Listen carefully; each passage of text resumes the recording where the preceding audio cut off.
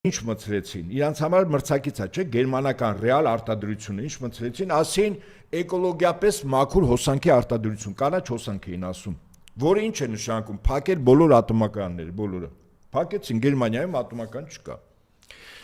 խեղճ Ֆրանսիան գլխի չընկավ, 80% հոսանքը միայն ատոմականով է տալիս, իրան գլխի չեն, որ հարևան Գերմանիան գլխի անգե վաղուց թե ոնց կարան անվտանգ հոսանք արտադրեն։ Հիմա մեր ատոմականը փակելու քարոզչական հողը Փաշինյանը 3 հատ ատոմական ունենք, բարև ձեզ։ Դու 3 հատ տանձիկ օրիզել չունես, 3 հատ ատոմական։ Հիմա երկրորդ Շահին Մուստաֆաևը ինչ էր ասում, լավ ատոմականի հարցը հաստատ կփակենք, բայց Երևանի ջեկը ոնց փակենք, էդ էլ հող ռադիացիա չկա։ Գազը, ջեկը աշխատում է գազով, ռուսական գազով, 1/3 հոսանքն էլ ջեկն է տալիս։